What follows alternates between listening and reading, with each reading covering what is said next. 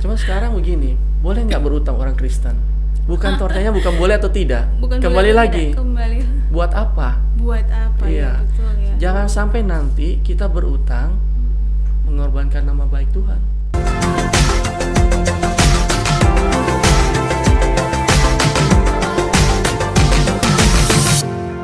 Pondok Cerita. Halo Sobat Cerita, senang sekali pada kesempatan kali ini saya, Susi Suryani, boleh kembali menyapa Sobat Cerita dimanapun berada. Nah Sobat Cerita, pada episode kali ini kami menghadirkan kembali seorang narasumber yang luar biasa, yang mungkin teman-teman Sobat Cerita sudah kenal pada episode yang lalu, sempat berbincang-bincang dengan kami melalui topik keuangan. Ya, siapa lagi dia? Mari kita sambut Bapak Herman Lai. Halo Pak. Halo, terima kasih Susi. Oke, apa kabar? Baik, baik. Saya bingung nih Pak. Bingung kan? Sebenarnya kan Pak Herman Lai ini dia ada mantan dosen saya waktu ada di perguruan tinggi di Kota Bitung. Kami punya panggilan akrab terhadap beliau, yaitu biasa dipanggil dengan Sir Herman. Supaya lebih akrab mungkin saya panggil Sir aja ya. Boleh. Semoga tidak berubah-berubah nih panggilan. Oke Sir. Bagaimana Sir kabar melewati Natal barusan dan tahun baru? Ya, luar biasa ya. Tapi kayaknya agak sepi kayaknya tahun ini. Sepi? Iya. Oh. Maksudnya dibandingkan tahun lalu, perayaan untuk kembang apinya berkurang. Berkurang ya. Oke. Nggak tahu kalau Susi terasa atau enggak, tapi saya terasa berkurang. Iya betul. Mungkin karena Sir ada di dunia perekonomian jadi lebih tahu nih krisis keadaan ekonomi yang ada di Kota Bitung khususnya ya Torang. Dan malam hari ini topik yang kami angkat dari tim podcast yaitu tentang bebas dari hutang. Nah Sir, biasanya kan kalau Torang melewati Natal, tahun baru begitu, di momen-momen tahunan seperti itu biasanya antusias masyarakat itu kalau berbelanja pasti sangat tinggi. Guna untuk lo bilang mau Natal ini, mau tahun baru. Akhirnya dalam DP kemauan untuk belanja itu bukan hanya karena mencukupi kebutuhan, tetapi akhirnya bablas dengan keinginan-keinginan sebenarnya yang mungkin tidak penting. Dan akhirnya masalah yang timbul di tahun baru seperti saat ini yaitu masalah yang timbul dalam masyarakat yaitu masalah bayar hutang. Jadi menurut Sir Herman itu bagaimana Sir kalau dalam pandangan Sir? Kalau bulan Januari setiap tahun khususnya di Sulawesi Utara bulan bayar utang ini. Desember ambil barang, bawa utang sana sini, pikiran nanti gaji Januari, Februari bayar. Baru bayar. Nanti normal mulai Maret. Nah, itu normal lah ya, setiap tahun hampir seperti itu. Walaupun sebenarnya setelah adanya masa pandemi ada memberikan pelajaran sih buat kita. Orang sudah mulai dididik atau terbiasa untuk mengurangi konsumtif. Ada hal positif dari kejadian pandemi. Kemudian dari situ orang sudah bisa belajar menguasai atau mengontrol diri untuk tidak berkonsumtif berlebihan. Ya. Dan mereka juga belajar dari hasil pandemi COVID-19 bahwa pada saat sesuatu terjadi, maka memang kita perlu adanya cadangan kas. Bayangkan pada saat itu pandemi COVID-19 tiba-tiba orang tidak siap, punya hutang mungkin, akhirnya ada yang disita. Nah, mendekati bulan-bulan Desember terakhir dari sisi perekonomian ya sudah mulai sedikit pulih, tapi saya lihat juga memang ekonomi juga belum pulih secara utuh. Tapi sisi positifnya orang sudah mulai belajar untuk mengontrol diri dari konsumtif hutang. Tetapi juga. Memang permasalahan ini ya Sir, rasa-rasanya memang mungkin semakin berkurang hutang, tetapi masalah ini rasa-rasanya tidak pernah lepas dari masyarakat. Ya betul ya Sir. Masyarakat kebiasaan berhutang, tetapi ada juga pertanyaan yang timbul, mungkin ada kata piutang. Mungkin Sir bisa jelaskan perbedaan hutang dan piutang itu bagaimana Sir? Ya, kalau utang kita memberikan pinjaman kepada orang lain itu disebut piutang. Piutang berarti hak kita untuk menagih. Sedangkan utang kita mencatatnya sebagai kewajiban. Artinya kita menerima pinjaman yang harus dikembalikan. Nah, itu bedanya utang dan piutang. Iya. Nah, sedangkan di kamus besar istilah resminya sebenarnya utang. Cuma masyarakat sudah terbiasa dengan kata istilah hutang. Oh, jadi kata yang sebenarnya utang. ini utang ya. ya. Oh, yang resminya itu utang. Saya juga kebablasan hutang. Jadi piutang itu hak kita untuk menagih. Ya, kalau utang berarti kewajiban kita untuk membayar. Wah, ilmu yang baru ini Entah mungkin dalam pelajaran saya masih memakai Ya. edisi Hutang. yang lama biasa dibilang hutang, tetapi kalau hutang. dalam pencatatan sekarang utang ya, Sir. Ya, Oh, jadi ya. bukan Bukan hutang. H, Oh. ya. Bagus sekali. Sir, kalau saat ini dalam kegiatan ekonomi itu dalam menjalankan bisnis atau usaha itu dong bilang nggak pernah lepas dari hutang. Hutang, betul, betul. Katanya kan ada hutang yang juga produktif atau hutang yang bermanfaat. Bagaimana, Sir, supaya kita tidak kebablasan dalam berhutang atau berhutang yang benar itu? Nah, Bagaimana? bagus. Pertanyaannya sebenarnya satu, apakah utang itu perlu atau enggak?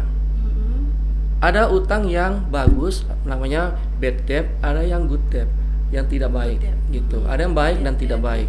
Nah, sekarang pertanyaan orang, apakah perlu nggak kita berutang? Pertanyaannya Iya, itu ya, dulu Sir. dasarnya. Oke. Perlu nggak kita berutang? Kalau perlu, tujuannya buat apa? Buat apa? Kalau tujuannya bisa kita pecahkan sebagai bagi dua, untuk produktif dan untuk konsumtif. Konsumtif. Nah, ada utang baik, ada utang buruk. Kadangkala dikatakan utang baik itu yang produktif, di mana utang itu bisa meningkatkan kapasitas perekonomian kita. Dalam Contohnya, berusaha, ya, Sir. dengan berutang, orang akan meningkatkan keuntungan, penjualan, bisa meningkatkan nilai perusahaan, bisa meningkatkan kesejahteraan keluarga. Itu yang disebut utang yang baik. Yang baik, produktif itu, Sir. Kalau utang yang buruk atau konsumtif, nah kita berutang mengurangi pendapatan kita, bahkan memperburuk keadaan kita. Nah, makanya ada mengatakan bahwa begini, orang kurang mampu yang di level bawah berutang untuk membayar utang. Berutang untuk membayar Ya. utang. Kemudian orang yang di tengah atau menengah berutang untuk gaya hidup. Kayak hidup. Nah, kemudian ketiga, orang kaya berutang untuk meningkatkan kapasitas perekonomiannya. Kadangkala kalau kita masih di pertama kali di bawah, kita berutang untuk membayar utang kadangkala ya. Seringkali Itu kita masalah yang nggak awal cukup. yang Iya, yang masalah timbul, awal. iya, betul Di sekali. situ kita harus berusaha bagaimana kita tingkatkan kita punya kemampuan supaya pendapatan kita naik, utang kita mulai berkurang sehingga kita masuk ke level 2, yaitu pada level menengah. Nah, level menengah juga ujian paling berat. Orang banyak tidak bisa lewati itu. Kenapa? Semakin tinggi pendapatan, tapi utang juga semakin tinggi, Semakin. tapi sayangnya untuk gaya hidup. Gaya hidup. Karena yang lalu dia mungkin tidak tercapai keinginannya, sekarang setelah peningkatan naik, dia sudah mulai coba-coba utang sana sini, utang sini. Bolehlah, kita boleh. Akhirnya banyak di sini kebanyakan OKB, orang kaya baru, atau orang kelihatannya mampu padahal dia banyak utang. Nah, sekarang pertanyaannya, orang lihat itu dari mana? Di level ketiga, orang kaya meningkatkan keuntungan dan pendapatannya. Kalau kita berutang, dari mana? Apakah dari pendapatan atau dari saving? Dari tabungan ya, Sir. Ya, jadi pertanyaan pertama mendasar itu, perlu nggak kita berutang? Setelah memang perlu, utang ini buat apa? Kalau utang ini buat apa kita sudah bisa bicarakan, bagaimana cara melunasinya atau berapa besar cicilannya? Kayak gitu. Ada pertanyaan nih, Sir, kalau seandainya kan orang memulai usaha nih, terus bilang biasa kalau mama anak muda begitu yang baru memulai usaha bilang belum ada modal, kita belum ada modal, jadi kita mau pinjam atau berutang untuk supaya mau buat modal, itu bagaimana, Sir? Nah, kita biasa ada dua cara. Biasanya kalau kita mau buka awal usaha, kalau memang kita bisa panggil rekan, nggak usah pinjam uang, panggil dia jadi rekan bisnis, kan? Tapi kalau kita harus meminjam uang, bagaimana cara membayarnya? Sedangkan kita baru memulai, laba juga belum jelas berapa, keuntungan kita belum jelas. Nah, itu saya bilang, kalau mau hitung hutang-hutang, sebaiknya dari laba atau pendapatan atau saving bersihnya. Ya, contoh begini, kita berpenghasilan 5 juta per bulan gaji. Sekarang kalau mau hitung orang, kita mau cicil ini, berapa kemampuan kita untuk bayar? Ada yang dihitung dari pendapatan 5 juta. Kalau saya enggak, saya sarankan ambil dari saving. Berapa besar saving yang tiap bulan kita bisa simpan? Kemudian ambil maksimal 30-40% untuk itu. Contoh, 5 juta gaji, kemudian kita bisa saving 1 juta per bulan. Ya, 4 juta ini kita pakai buat biaya hidup. Berarti tiap bulan kalau kita mampu simpan uang 1 juta, dari 1 juta ini kita tahu kalau kita pinjam uang, utang yang konsumtif, dari 1 juta ini kita harus bayar. Nah, disarankan cuma 30-40%. Dari saving itu. Iya, Sar. jadi kalau savingnya 1 juta, berarti kita bisa pakai 300.000 sampai 400.000 untuk bayar cicilan. Bayar cicilan. Nah, itu kalau utang konsumtif. Bukan dari total Gitu. penghasilan. Jangan. Sar. Nah, itu banyak orang salah di situ. Iya. Nggak Saya bisa. sempat ikuti ya pelajaran Salah. itu, Sar. Sempat baca-baca juga, katanya kalau kita mau menyicil itu ada baiknya 20 atau 30% Dari total pendapatan, penghasilan. ya. Iya, jadi Itu jebakan. wah, saya baru Karena tahu begini, ini. kalau kita tidak ambil dari netnya, dari bersihnya, nanti kita ambil dari 5 juta kali 20% berarti 1 juta. Iya. Nah, itu salah. Harusnya yang prioritas itu ke biaya hidup dulu, cukup atau enggak.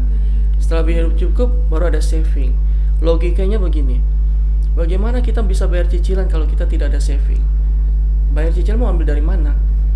Jadi harus dari saving. Kayak perusahaan. Perusahaan pinjam uang di bank, bank hanya melihat bahwa berapa laba bersihnya.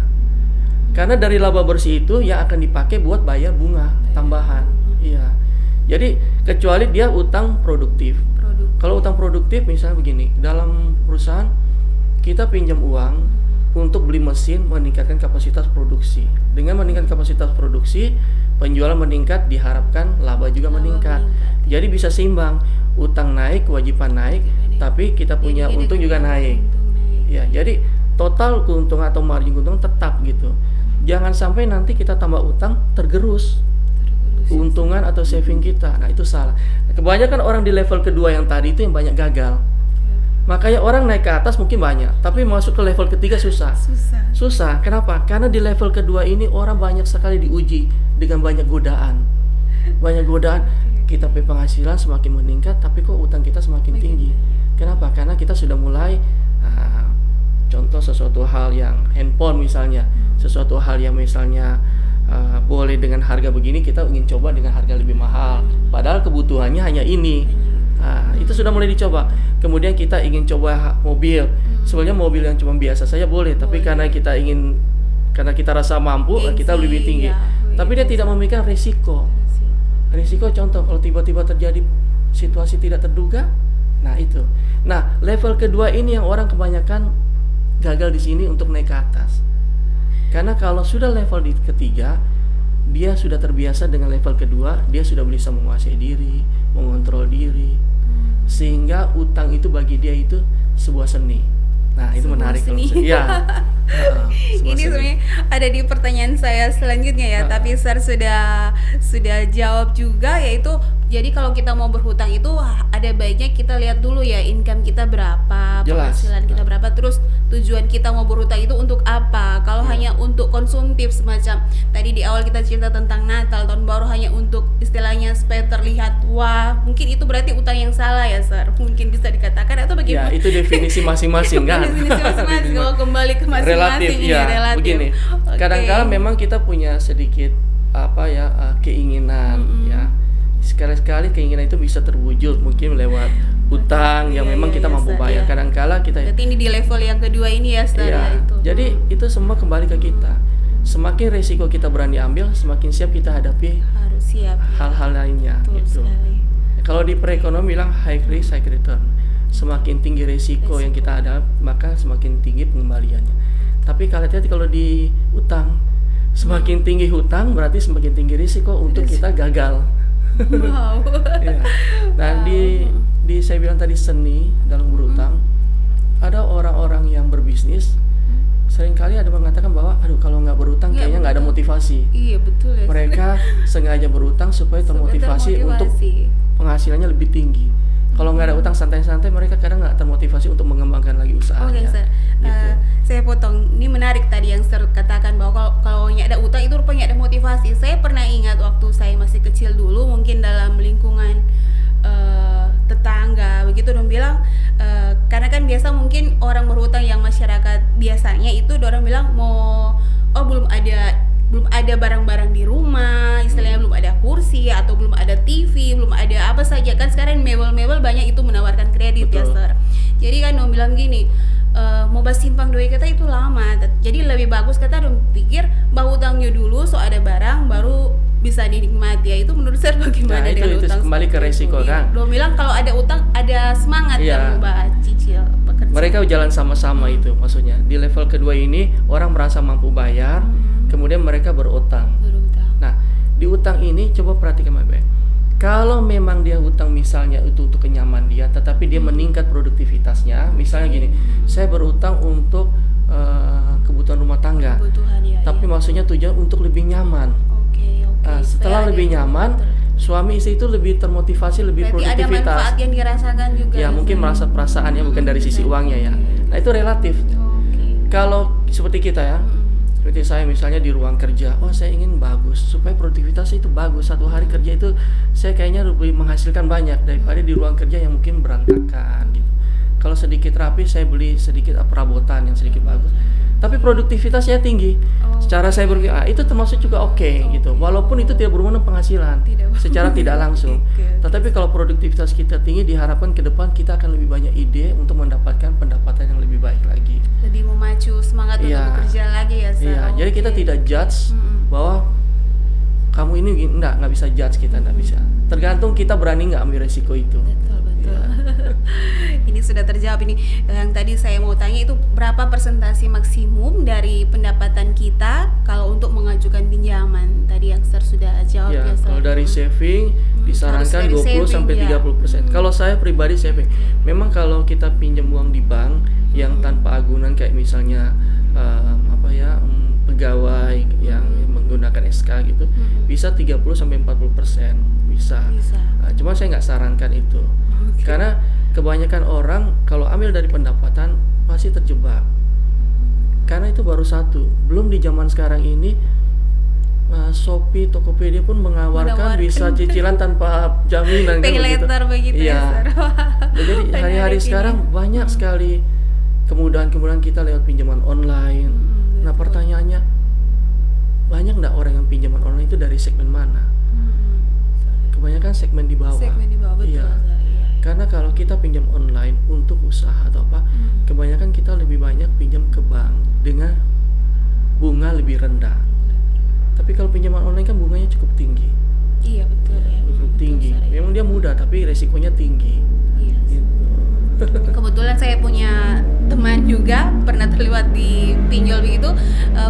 Padahal kalau di iklan itu udah bilang bunganya kecil ya, Sir. DP tawaran iklan itu sangat menggiurkan sehingga orang kalau pas udah bilang lagi scrolling handphone lihat iklan seperti itu akhirnya tergiur. Padahal dalam hal yang tidak membutuhkan sih sebenarnya karena tergiur dengan iklan. Padahal yang bunganya rendah itu sebenarnya ditawarkan, saya sempat belajar hanya di 1 bulan untuk pengembalian. Tetapi kalau kita masuk di 3 bulan atau 6 bulan bunganya besar, akhirnya kebablasan berhutang. Jadi hati-hati dengan kamuflase mengenai utang. Contoh begini, ada utang baik bank atau bukan bank, dia bilang cicilan cuma 1% per bulan atau 1,5% per bulan. Iya, betul, Sir. Per bulan, ingat, Per bulan. bukan per tahun. Berarti kalau per tahun dikali 12. 12%. Sedangkan sekarang bunga bank cuma berapa simpanan? 1% sampai 3%. 12%. Belum kalau kita cicil mobil atau motor saja itu sekitar 20% lebih per tahun. Nah, itu jadi orang cuma 1% per bulan. Iya, tapi itu flat tetap. Ada juga yang ditawarkan oleh kartu-kartu kredit. Oh Pak, bebas bunga kok Pak, ambillah smart pending, bisa pinjam uang misalnya untuk 12 bulan cicil tanpa bunga. Iya, tanpa bunga. Tapi di depannya disuruh bayar administrasi 200.000 sampai 400.000. Padahal itu bunga yang sudah mereka ambil tapi dengan kata bukan bunga, administrasi. Jadi sekarang kreditur pun sudah lebih cerdik, menghindari kata-kata yang negatif, menggunakan kata-kata yang lebih baik lagi. Iklan-iklan yang menggiurkan ya, Sir. Wow. Wah, Sir, terus ngomong lebih luas lagi ini, Sir. Ada pertanyaan ini, Sir. Kalau tentang bicara di negara Indonesia, Sir, yang mungkin menjelang 2023-2024 ini, kalau utang itu dijadikan sebagai alat politik, menurut Sir, kalau melihat posisi Indonesia ini masih aman atau bagaimana, Sir? Nah, kalau pertanyaan itu terus terang saya tidak kompeten sepenuhnya ya. Tetapi saya percaya bahwa pemerintah mengeluarkan hutang itu semua ada aturannya, ada undang-undangnya yang disahkan oleh DPR, ada peraturannya, artinya mereka ada batasnya. Artinya masih terkontrol gitu. Jadi kalau menurut saya masih aman karena semua itu sudah diatur. Memang betul dari pengamat ekonomi ada yang pro, ada yang kontra. Nah, kontra itu kita anggap sebagai positif untuk mencegah jangan sampai kebablasan oleh pemerintah. Karena pemerintah juga nanti akan meninggalkan utang ke generasi berikutnya ya untuk bayar atau enggak. Nah sekarang pertanyaan, kira-kira semua negara mana yang nggak ada utang? Iya. Semua punya utang kan? Di mana semua usaha tidak punya utang? Hampir semua punya usaha punya utang. Utang dagang pun ambil barang kita harus bayar nanti bulan depan. Itu termasuk utang. Betul, Ya. betul, Ustaz. Jadi utang itu bisa dijadikan sebuah seni nantinya. Jadi seni. Nah, kira-kira orang Kristen boleh nggak berutang? Wah, pertanyaan menarik ini. Nah. Wah, saya butuh jawabannya ini, Sir. Tapi sebelumnya nih, Sir, menarik sih tadi Sir bilang bahwa negara aja berutang.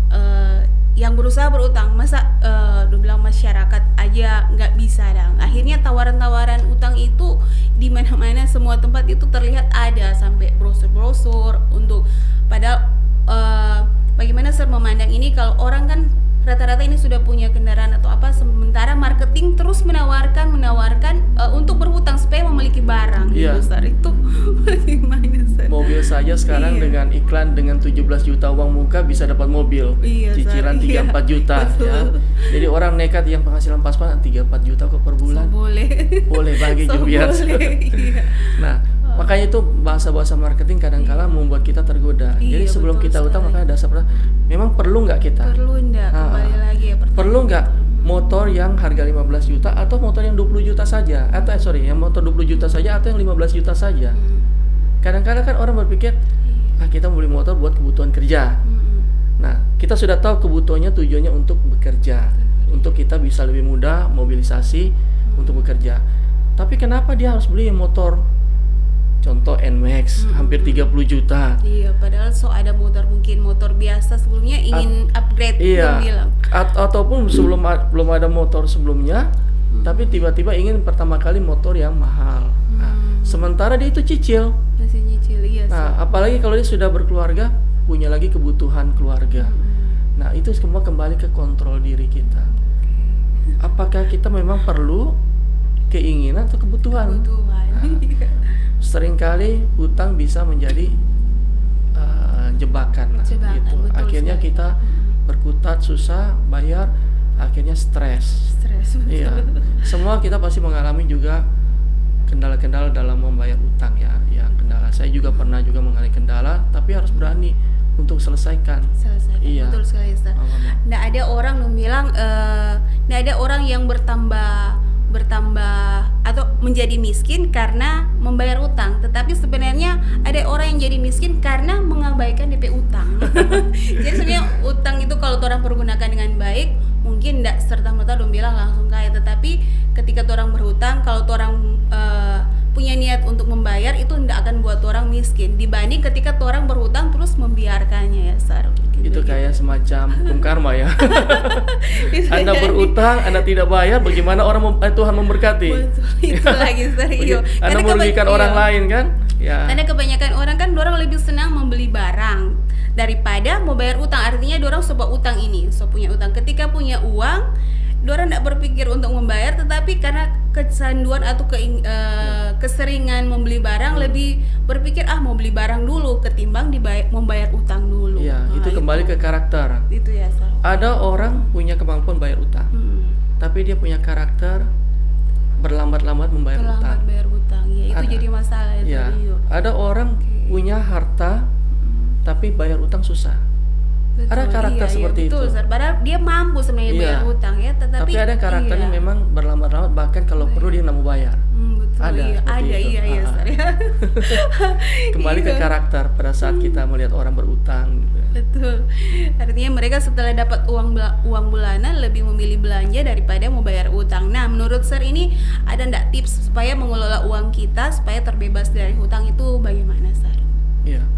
Paling pertama itu seperti saya bilang, kalau kita di keluarga, suami istri itu harus keputusan bersama kalau berutang. Harus tahu Iya. dua-dua ya, Sir. Kenapa? dua pihak. Karena utang itu bisa jadi masalah utama di Betul, keluarga, bisa iya. ribut.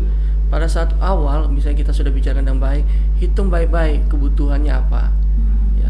Sekali-sekali oke lah kalau kita keinginan, kita bisa memang mampu, sekali-sekali nggak apa, memuaskan kita punya rasa dahaga atau rasa apa istilahnya, tanda kutip, rasa keinginan nafsu kita untuk menginginkan sesuatu yang lebih besar lagi atau lebih baik lagi.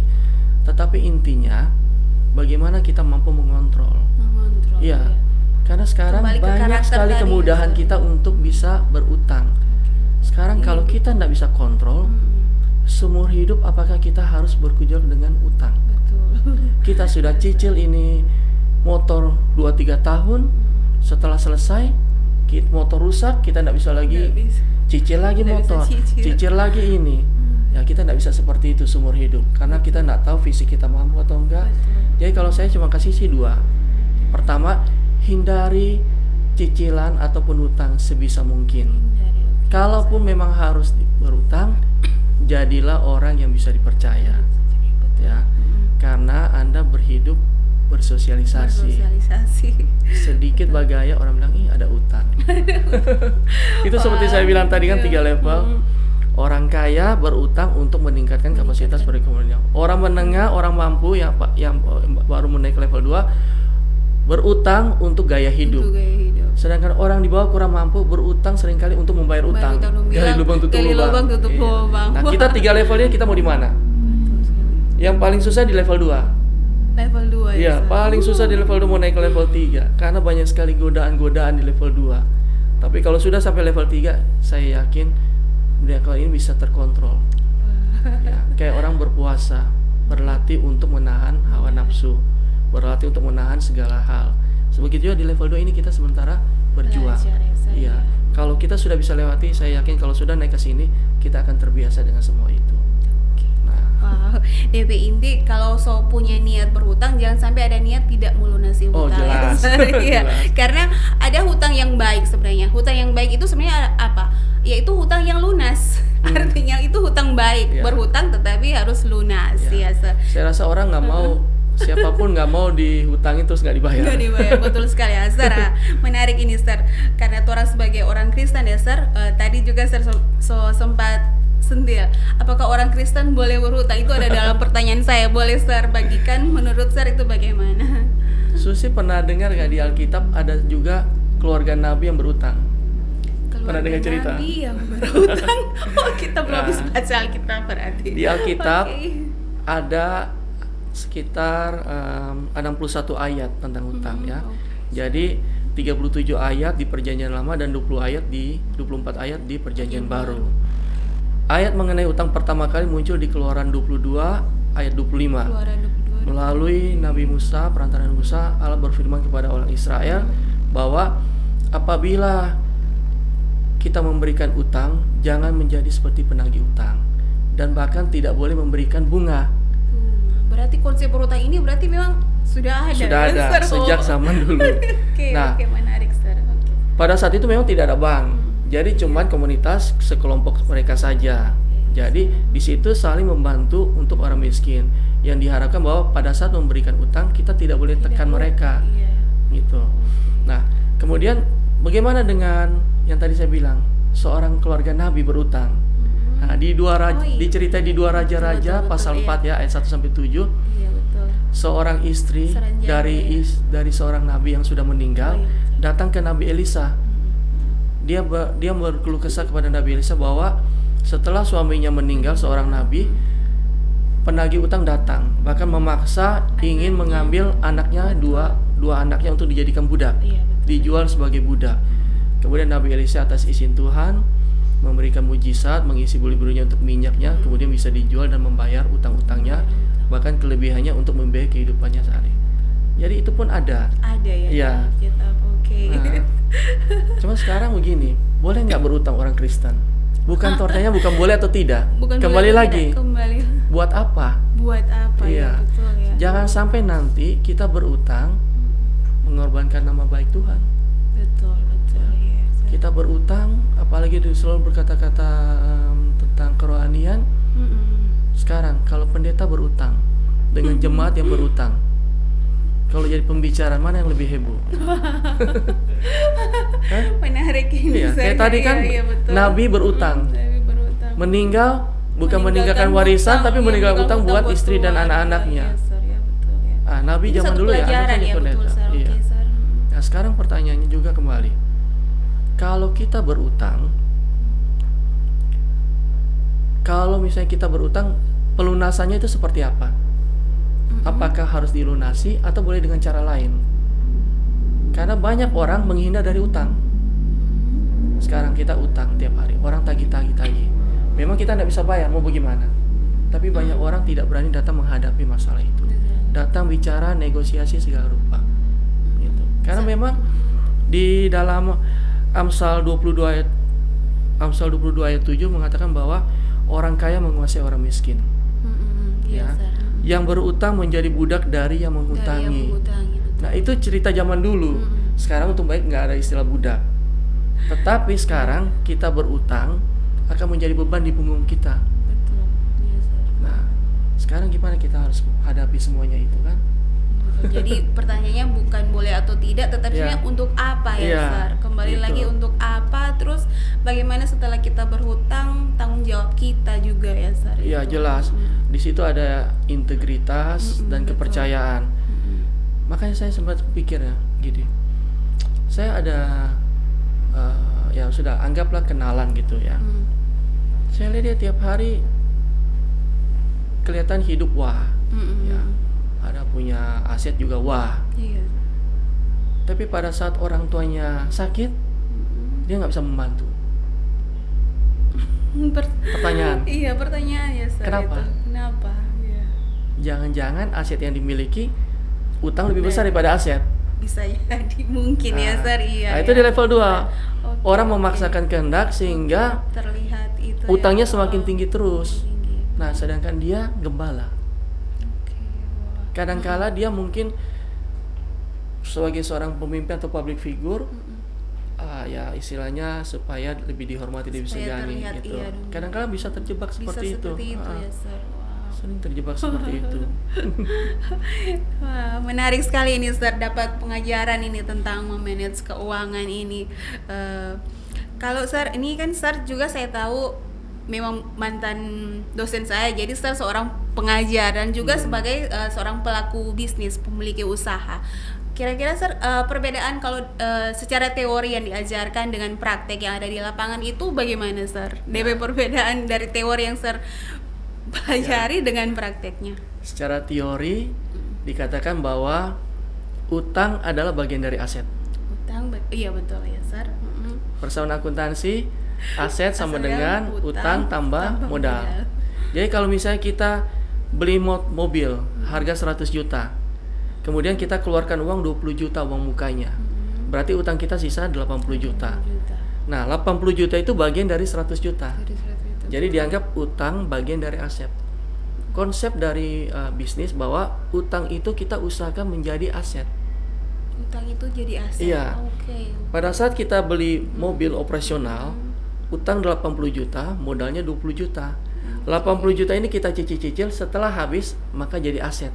Jadi aset. Iya. Oke. Sekarang belum bisa jadi aset penuh kan masih ada utang 80 juta. Nah, kalau secara teori berapa besar sih yang diizinkan dari utang dan modal ini? Oke. Nah, itu ada namanya istilahnya debt to ratio. Oh, itu ya. sudah pelajaran ya, Sir. Harus Iya. harus masuk dalam Nah, pelajaran. makanya sekarang begini. Oke.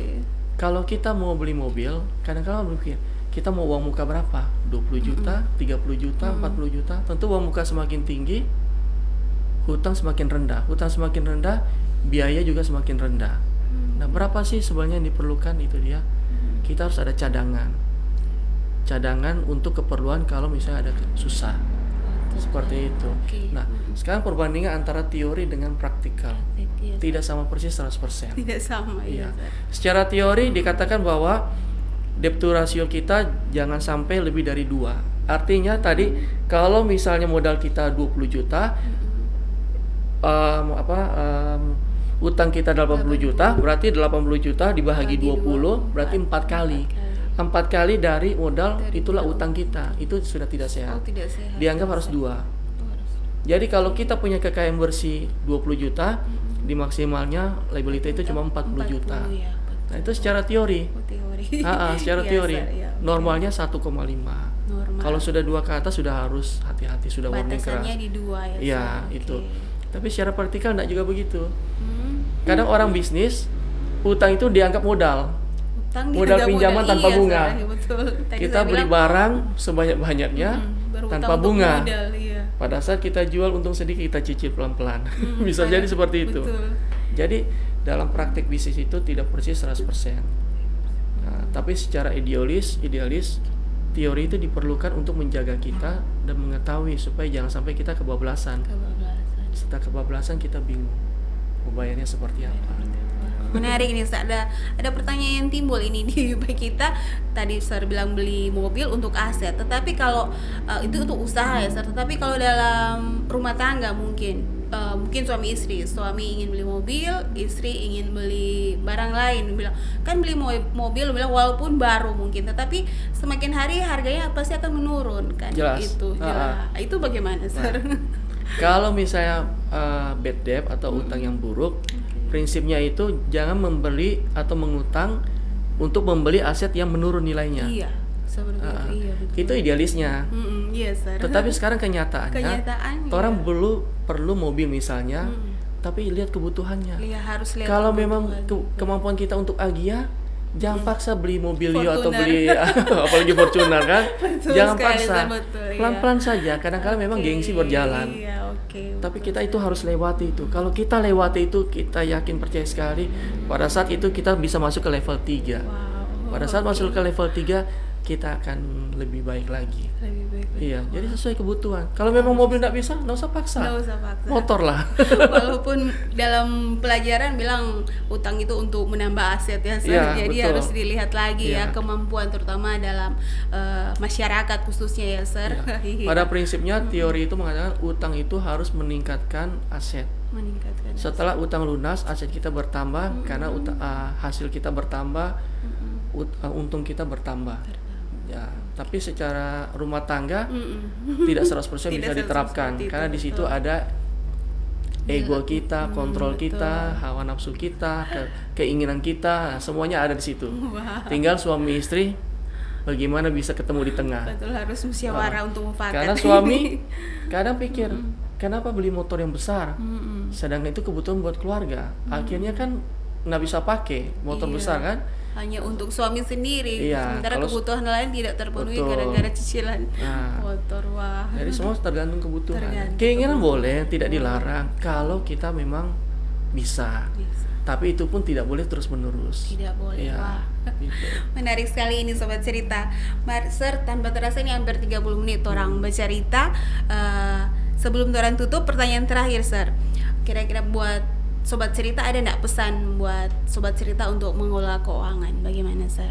Ya, saya akan memberikan tips dengan penguatan kita buat ayat-ayat, termasuk buat saya sendiri juga ya, buat kita semua. Jadi tips pertama, ingat baik-baik, apakah perlu kita berutang? Apakah perlu berutang? Setelah kita perlu, berapa kemampuan kita untuk mencicilnya? Mampu atau tidak, ya, Berapa Sir? lama?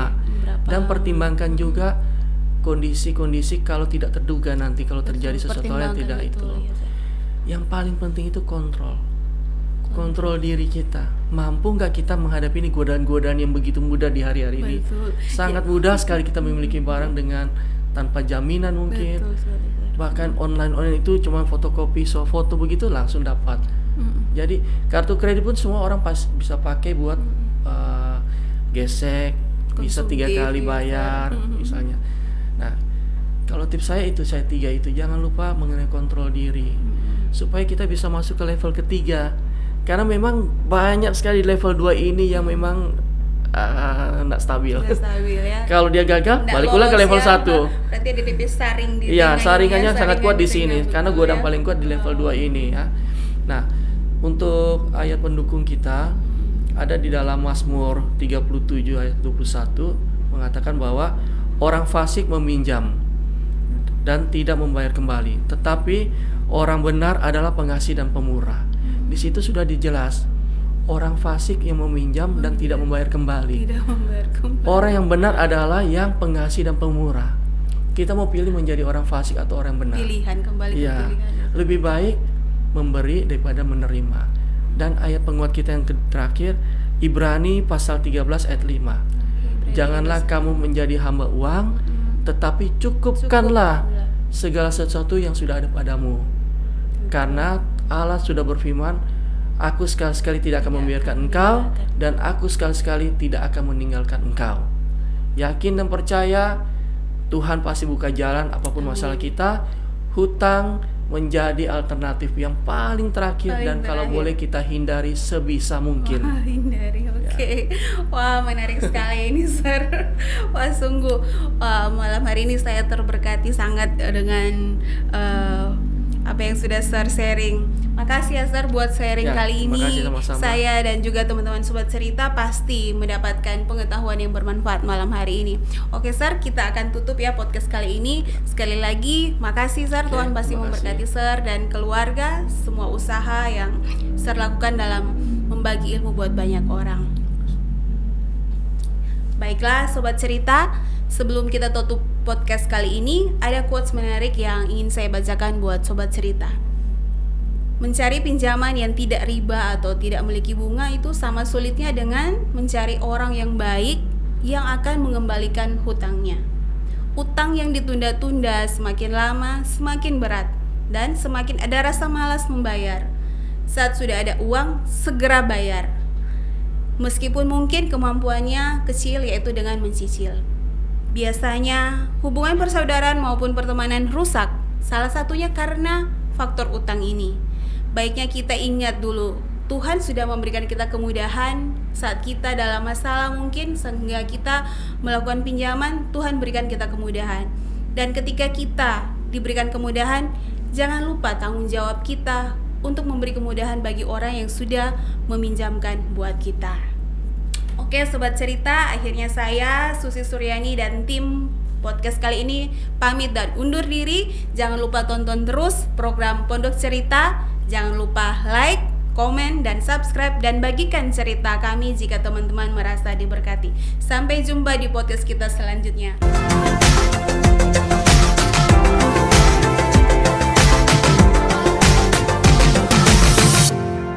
Pondok Cerita.